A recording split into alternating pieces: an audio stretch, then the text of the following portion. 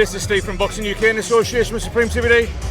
Paul Smith, that's been a canny night, hasn't it? Yeah, good little night of boxing. I was pleasantly surprised tonight. I wasn't sure whether the fight would actually catch fire, but I had a really good night. Enjoyed myself. We'll talk about the two main events before you dash. David Adelaide. Was it controversial? I've spoken to David Adelaide and he said he did what he had to do.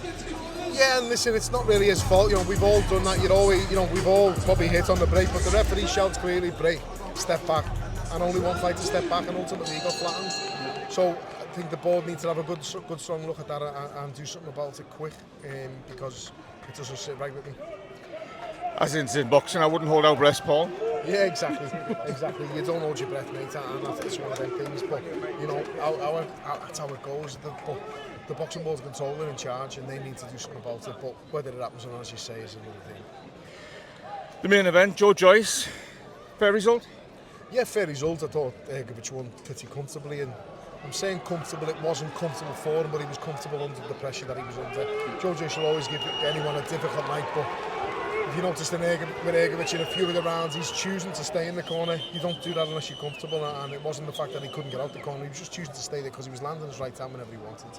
I'd never want to see Joyce in the ring again, and I'm not being harsh to him, saying that. I'm trying to be kind to him. Someone around him needs to tell him that that's it, he's done. If this is the wrong sport, and in 10 years' time it will have serious effects on if you have another fight. That was the next question, Paul. He seemed to take an awful lot of big shots in there, as he has done in his career. He always does, and that's the thing. How many are you going to take? You know, we see fighters abroad, over in the States, and I'm not being horrible to them saying this, but we see the likes of James Toney, we see, you know, Oliver McCall, we see I'm trying to think of a few others. Riddick Bowe. Riddick Bowe's one of the worst at the moment, and I'm not bad man. They have phenomenal careers, absolute dream careers. They had heavyweight champions of the world, super middleweight champions of the world. They can't speak properly, they're slurring the words, and it's because of what happens in the boxing rings, and you can't outstay your welcome, and that's just, you know, that's the reason why I'm talking the way I'm talking, because I'm probably retired, and I've been retired for 7 years, so I'm probably looking at it from my perspective now rather than the fighter's perspective, and I get it, I know why they're doing it, but it's not the sport to do it.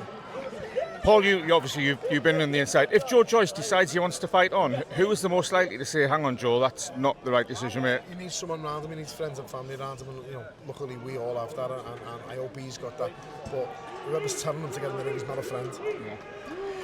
Fabio Wardley and Jarrell Miller were in the ring together.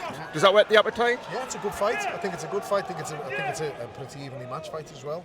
I thought Miller did really well against Ruiz in LA, and Wardley's been flying, and the knockout of Fraser Clark was heavy. Was a really big knockout. So it's a fight I'll be watching. I'll be definitely tuning into that. I have to ask you while you're here. Next on Callum, he surprised a few with the last result, didn't he? A few had written him off. Yeah, not you. He surprised a few, but there's a few who will always be surprised at things when you know, they're not really on the ball. I think he proved everyone right who knew him and who knew what he could do, and he's proved that he's the number one light heavyweight in Britain. He just needs to now try and get that world title, which is what he wants to do, and I'm very confident he can do so. Brilliant. Nice one, mate. Thanks, Paul, and we did you a favour today. Up the Reds.